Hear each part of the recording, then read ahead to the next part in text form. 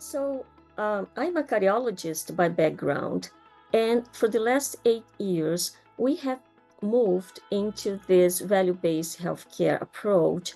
And then I decided to start Academia VBHC and Macvalor Mentoring, which are two companies fully dedicated to value-based healthcare education, research, and implementation in Brazil and Latin America.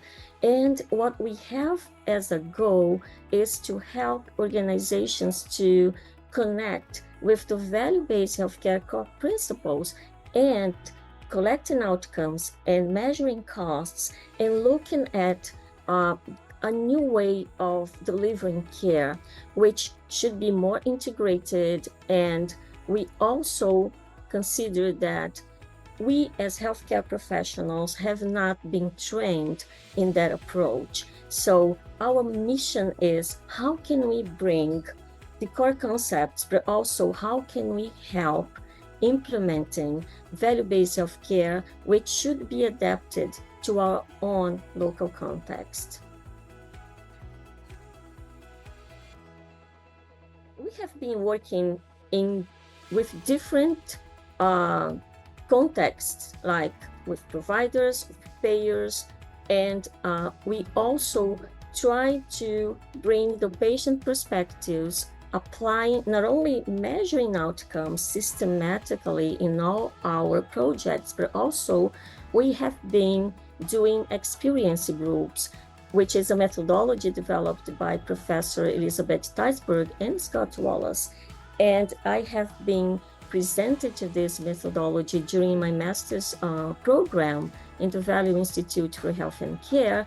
In this methodology, we invite patients with specific medical conditions and we bring them together to share their experiences.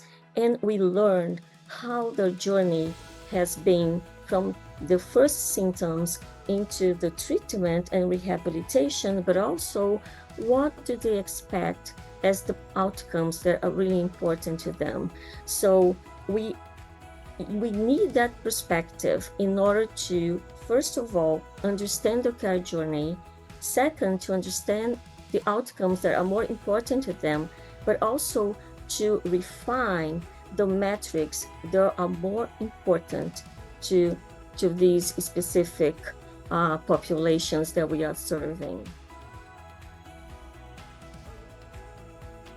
So all these challenges become even bigger when we consider the elderly population because they have multiple comorbidities. And you know that it's not feasible for you to think of the IPU, the Integrated Practice Unit concept, considering that they would go to, for example, diabetes, and then they would go to the IPU for hypertension, and then they would go to the IPU for any other condition. So we really have to think broadly when we talk about the elderly, from the healthy aging, which is a context, to persons with multiple conditions. And then we should build IPUs not around each specific medical conditions, but around patients who have multiple medical conditions, and be able to coordinate care and be able to get families and healthcare professionals to work together to reach the outcomes that are important to this segment of the population. So I'm here to invite you to join us for a panel discussion to address unique needs for improving outcomes for older adults during the ITEM Conference 2024. And why is this important?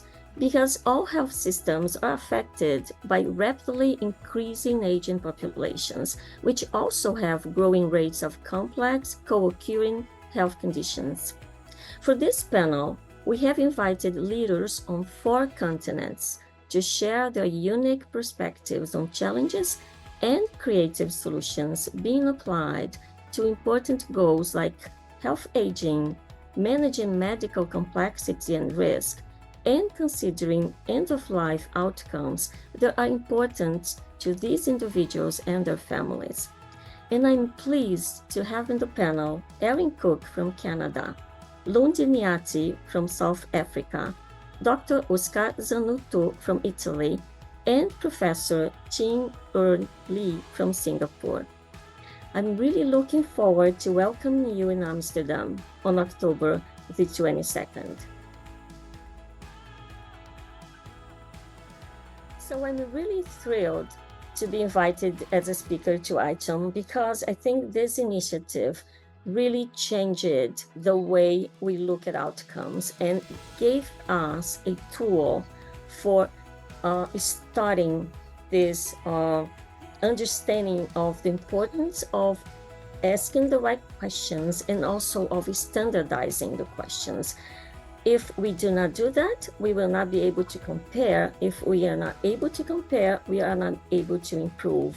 So I do think that going to ITEM conference is really an opportunity to meet like-minded professionals, but also to share and to connect. So I'm really thankful for being invited.